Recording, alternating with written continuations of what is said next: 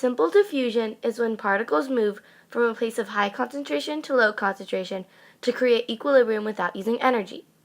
One example is oxygen out of an alveoli.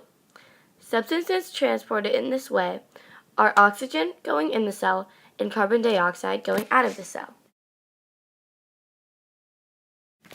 Facilitated diffusion is when transport proteins control what particles go in and out of the cell from high concentration to low concentration. The transport proteins are on the cell membrane.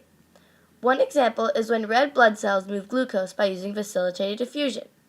Some substances transported in this way are carbohydrates, fats, vitamins, and minerals. Osmosis is diffusion in water in and out of a semipermeable membrane. One example is when red blood cells use it to take in water. The substance transported in this way is water.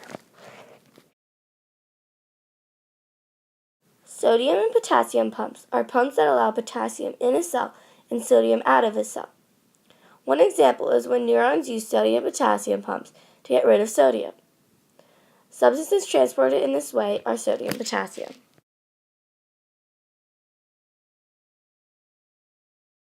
Pinocytosis is when cells take in liquid which goes to the cell membrane.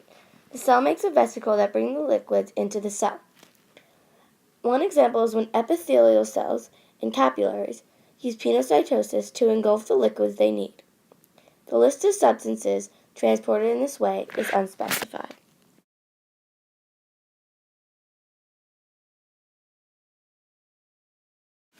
Phagocytosis is when cells take in solids which goes to the cell membrane. The cell makes a vesicle that brings the solids into the cell. One example is when red blood cells use phagocytosis to eat germs. The substances transported in this way are nutrients and wastes.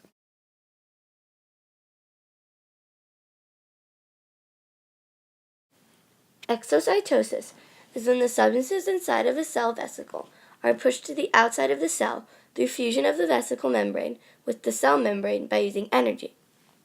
One example is when neutrophils take in diseases like cold viruses and eat them using exocytosis. The substances transported in this way are nutrients and waste.